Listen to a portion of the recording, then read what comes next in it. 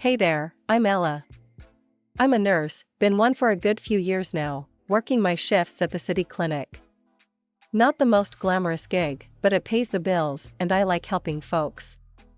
So, there I was, clipboard in hand, when this guy walks in. His name's Tom, and he's got his dad with him, an older gent who seemed a bit out of sorts. Tom looked all sorts of worried, his eyes scanning the busy waiting room like he was lost. Seeing him like that, I figured he needed a hand. "Hey, can I help you guys?" I called out as I approached them. Tom turned to me with a relieved look. "Oh, thank goodness. We're trying to find Dr. Lewis's office. Dad's got an appointment, and this place is a maze." I smiled, gesturing for them to follow. "You're not wrong there. Come on, I'll take you there." As we walked, his dad, who introduced himself as George, kept quiet, just shuffling along with us. Tom, on the other hand, chatted away. "Dad's been a bit under the weather, and we've been worried." "No worries, you've done the right thing bringing him in. How long has he been feeling off?" I asked, trying to get a sense of how urgent the situation was. "A couple of weeks now. Just hasn't been himself, you know?" I nodded, understanding the anxiety that comes with seeing a parent unwell. "Yeah, I get that. It's tough. But you're doing a great job looking after him." Tom gave a half smile, clearly appreciating the support. "Thanks, Ella. I'm just trying to do my best." By then, we had reached the office, and I opened the door for them. "Here you go. Dr. Lewis will take good care of your dad." I waved goodbye and headed back to my station, feeling good about helping them out. Little did I know, that brief encounter would be just the beginning of something new for me. Tom's kind face and genuine concern for his dad stuck with me. It's not every day you meet someone who genuinely radiates kindness. Back at the nurse's station, my colleague Jess nudged me. "Looked like you just made a new friend." "Focus on your work, Jess," I teased, but I couldn't help the smile that lingered on my face as I thought about Tom's kind eyes and easy smile. It turned out, that wasn't the last I'd see of Tom. He'd pop in now and then, sometimes with his dad, sometimes with questions, or even just to say hi. Each visit, our chats got longer, laughter a bit louder, and I found myself looking forward to those unexpected moments. Months rolled by since that first help I gave Tom and his dad at the clinic. Who knew that a simple gesture would spark something that felt a bit like those cheesy romance tales? But here we were, Tom and I, finding excuses to meet up for coffee, turning those short visits into long evenings filled with chatter and laughter. One chilly evening, as we sat in our usual spot at the corner cafe, wrapped up in our warmest jackets, Tom's face got all serious, a look I wasn't used to. "Ella, there's something I've been wanting to ask you," he started, fiddling with his coffee cup. I raised an eyebrow, curious and a bit anxious. "I was wondering, what do you think about us, making this official? Like, actually dating?" I couldn't help but laugh, not at him, but at the sheer relief washing over me. "Tom, I thought you'd never ask. I'd like that, a lot." Tom's folks owned a small laundry business, something they were mighty proud of. It was their life's work, right next to their home. One Sunday, Tom invited me over for dinner to meet his parents, Nancy and George. The nerves hit me like a truck. Meeting the parents was a big deal, especially when your boyfriend had described his mom as particular and his dad as old school. The house was cozy, filled with the warm, soapy scent of freshly laundered clothes. Nancy was in the kitchen, bustling around with pots and pans, while George sat in the living room, newspaper in hand. "Mom, this is Ella," Tom introduced me as we stepped into the kitchen. Nancy eyed me up and down, a hard-to-read expression on her face. "Nice to meet you, Ella. Tom tells us you're a nurse?" "That's right, Mrs. Johnson. At the city clinic," I replied, offering a smile, hoping to break through her stern exterior. A nurse, eh? Must be tough, what with all the hours. Ever think about a more stable job?" Her tone wasn't exactly welcoming, more like she was sizing me up for something. I felt a sting at her words, but kept my cool.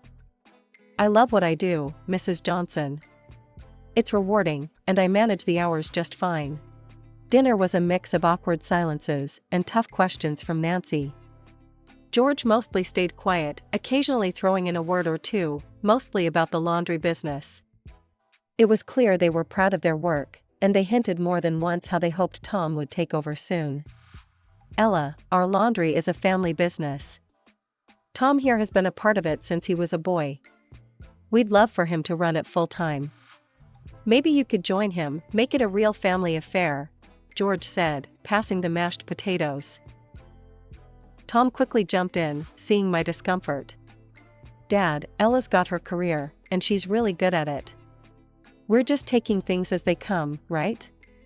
I nodded, grateful for his support, but the message was clear. They wanted their son tied to home, and maybe they expected the same from me. As we left that night, Tom apologized for his mom's hard edge. She's protective, you know? But she'll come around, I hope. I squeezed his hand, unsure of what the future held but certain about one thing: I wasn't ready to give up my scrubs for a laundry apron, not for anyone. We decided on a small wedding, nothing fancy, just close friends and family. One crisp Saturday morning, as we planned our modest reception, Tom's phone rang. He looked at it, frowned, and stepped out to take the call. When he came back, his face was ashen. My dad, he's had a stroke. We need to go, now. The wedding plans got shoved to the back burner as we rushed to the hospital. The next few days were a blur of doctors, waiting rooms, and coffee that tasted like burnt tar. Tom was a wreck, and I did my best to support him, putting on a brave face while my heart ached for him. George didn't make it. The funeral was a week later, a somber affair with too many people saying how he was in a better place. I stood by Tom, holding his hand, feeling the weight of his grief. After the funeral, Nancy was a shadow of herself, quieter and more withdrawn. That's when Tom dropped the bombshell. Ella, I need to be there for my mom. She shouldn't be alone right now. I was thinking, maybe we should move in with her, just for a while, until she gets back on her feet. The idea of living with Nancy, in that house that felt more like a business than a home, made my stomach turn. But I saw the desperation in Tom's eyes, and I loved him, so I agreed. And yet, first of all, we went to the mayor's office and legitimized our relationship, without a lavish ceremony and a white dress. Mr. and Mrs. Johnson. The move was hectic. Between packing up our stuff and trying to comfort a grieving mother-in-law, I barely had time to process my own feelings. Nancy wasn't exactly warm, it was her house, and she made sure we knew it. Ella, make sure those boxes go in the storage room. We need to keep the hallway clear, she instructed the day we moved our last suitcase in. Of course, Nancy. We'll handle it, I replied, trying to keep the peace. Life at Nancy's was tough. She had her ways of doing things, and didn't appreciate deviation.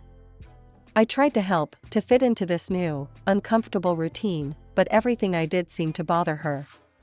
Tom was caught between us, trying to mediate but mostly just sinking deeper into his own sadness. He spent long hours at the laundry, avoiding the tension at home. I felt alone, surrounded by his family's memories and my growing resentment. Ella, why are you still working at that clinic? You should focus on helping here, with the family business, Nancy said one night as we cleared the dinner table. Nancy, I like my job. It's important to me, I responded, the fatigue and frustration making my voice sharper than I intended. She sighed, a long, drawn-out sound of disappointment. I just don't see why you'd choose that over family. Lying in bed that night, listening to Tom's uneven breaths, I wondered how long we could keep this up. How long before the weight of his mother's expectations crushed the life we wanted to build together? My job at the clinic was on the other side of the city, which meant my days started in the dark and ended in it too. The commute was a beast, eating up hours I didn't have, and every trip felt longer than the last. Coming home was no relief. Nancy had a sharp eye for anything done less than perfect. I'd barely stepped through the door before the critique started. Ella, you've left streaks on the window again. Do it over. She'd snap, barely looking up from her knitting. And this soup is bland. Didn't I show you how to season it? she'd add at dinner, making a face as if she'd tasted something sour. I really tried, to brush it off and keep the peace, but it wore me down. Even Tom, my supposed partner in all this, started echoing his mom. "Ella, Mom's right. You could be a bit more careful with the cleaning and the cooking," he'd say, not meeting my eyes. It stung, hearing that from him, like I was failing some test I didn't sign up for. Our home felt less like ours, and more like I was an unwelcome guest who couldn't do anything right. One day, after a particularly rough shift at the clinic where I'd stayed late to cover for a coworker, earning me a small bonus, I came home with an idea. I was dead on my feet, but excited to share it with Tom. "Babe, I got a little bonus at work today. We've both been under so much stress. Why don't we take a short vacation? Just a few days. We deserve a break," I suggested, hoping for a moment of connection. Tom looked up from the bills he was sorting, his face unreadable. "That sounds great, babe, but I can't just leave the laundry. Mom can't handle it alone." "It's just a few days, Tom. She can manage, or we could call in some temporary help," I pushed back, needing something to feel normal again. Before Tom could reply, Nancy walked into the room, having caught the tail end of our conversation. Her face was set in a hard line. "A vacation? And leave me to deal with everything here? You think I'm just your backup plan, Ella? That's heartless, even cruel," Nancy snapped, her voice cold. "I'm not your servant, ready to pick up slack so you can frolic on the beach. I'm not made of steel." Tom's gaze followed her, and then he looked at me, his expression tight. "Mom's got a point, Ella. You can be a bit insensitive. Maybe now's not the time for a vacation." That hurt more than Nancy's words. My own husband, who should have had my back, sided with her over a simple, well-deserved break. I felt a mix of anger and sadness, a cocktail of emotions that left me more exhausted. So, my vacation days rolled around, and instead of lying on a beach somewhere, sipping something tropical, I was stuck at home. I spent those days mostly alone, with Tom at the laundry and Nancy giving me the cold shoulder. I'd escape to the city beach when I could, soaking up some sun and pretending things were different. Splitting my time between the clinic and the laundry wasn't my dream scenario, but after months of nonstop nagging from Nancy and Tom about not pitching in, I caved. "Fine, I'll help out at the laundry, but only part-time. I'm not giving up my job at the clinic," I told Tom, setting my terms. He seemed relieved, almost happy, but then he dropped another bomb. "That's great, babe, but I won't be able to pay you a salary. We'll just give you access to the family account, keep things simple and tax-free." I was too tired to argue. "Sure, whatever works," I muttered, not fully processing yet another sign that I was sinking deeper into their world, my own desires drifting away. The transition was rough. Mornings at the clinic were hectic, and afternoons at the laundry were a crash course in a business I had zero interest in. Still, I learned the ropes, got to know the regular customers, and even started seeing ways we could do things better. A few months in, I gathered enough courage to bring up my ideas at dinner. "Tom, Nancy, I've been thinking about how we could bring in more customers. Maybe we could offer loyalty discounts, or even host a weekly express service day?" Tom barely looked up from his plate. "Ella, I appreciate you trying to help, but I've been in this business since I was a kid. I know what works." I bit my lip, frustration bubbling. "It's just an idea. And there's also a room next door that just freed up.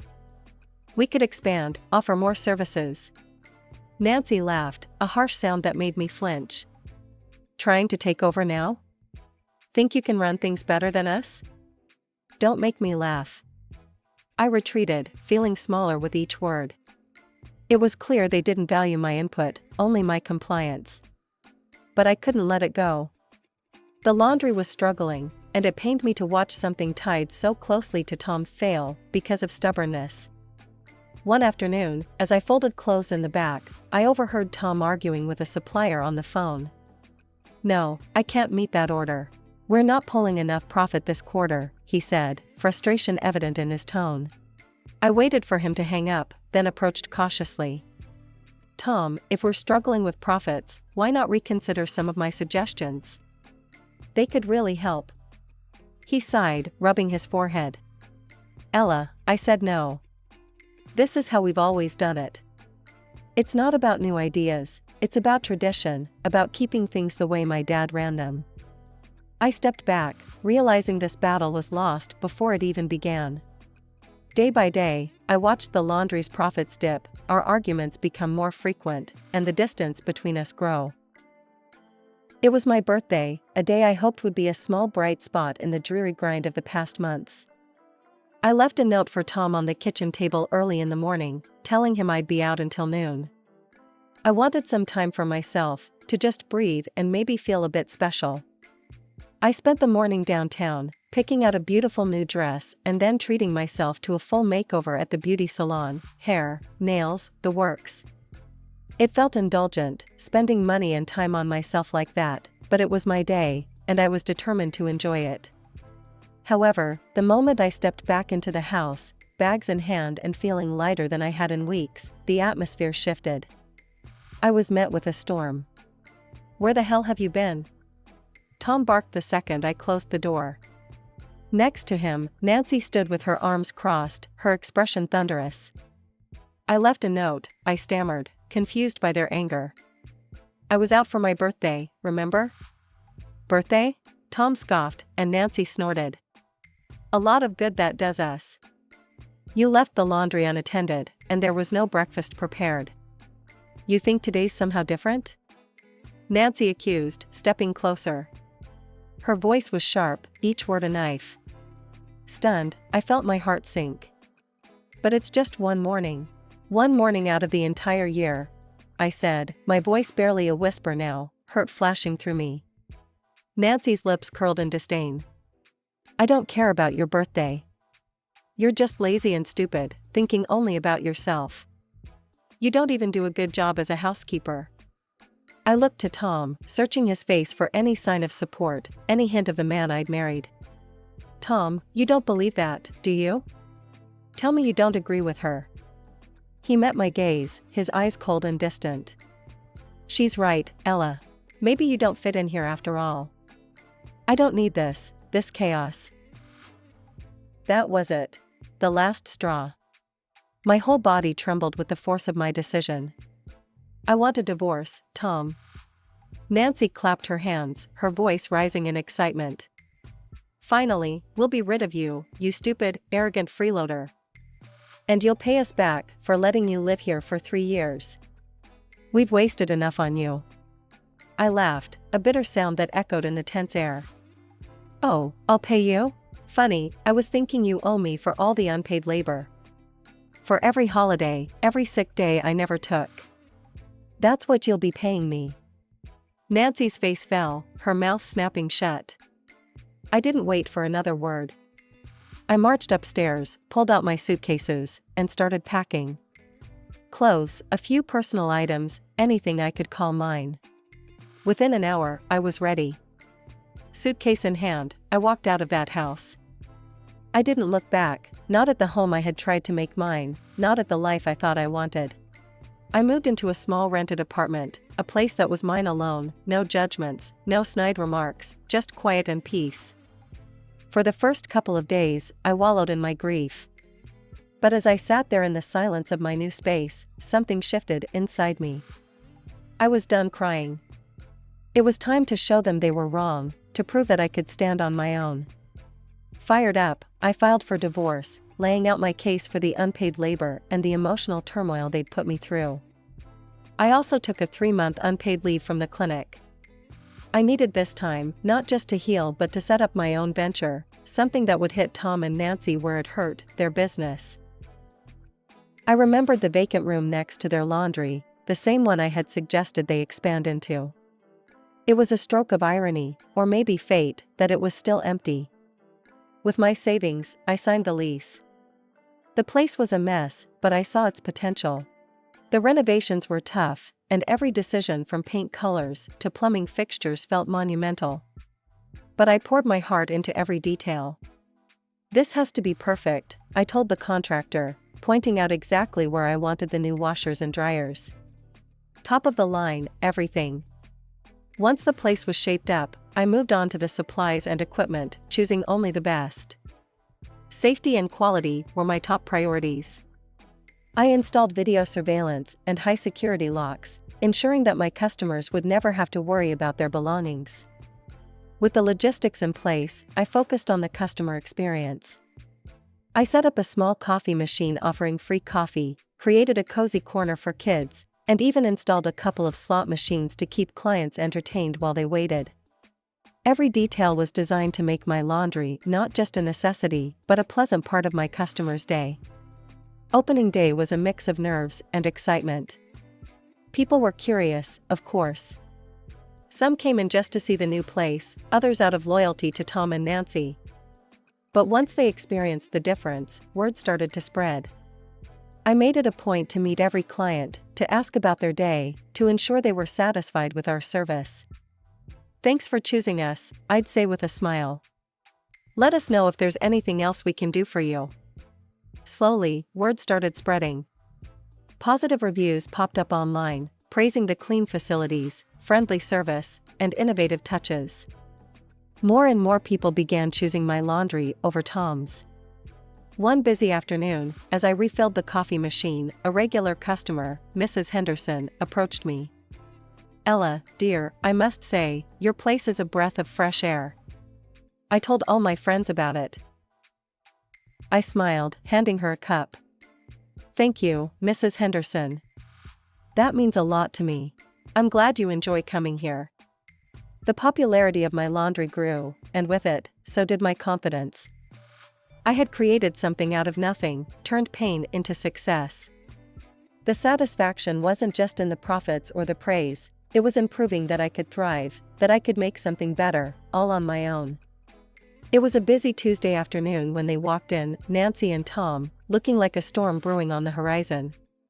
I was behind the counter, sorting through orders, but I straightened up the moment I saw them. My heart skipped, not out of fear, but readiness. I had prepared for this moment, although I hoped it would never come. Nancy wasted no time, her voice loud enough to turn heads. "You've ruined us, Ella. Stolen our customers with your underhanded tactics."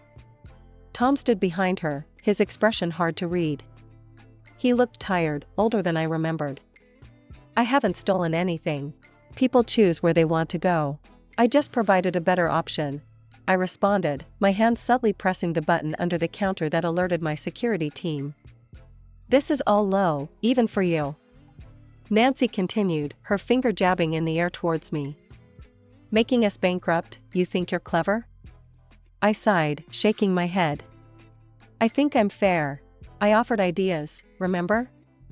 You both pushed me out, laughed at my suggestions. I built this from scratch, honestly, and with hard work." Tom finally spoke, his voice quiet. "Ella, this isn't what we..." "Tom, look around you. I've made this place what it is, because I listened, I adapted, and I cared.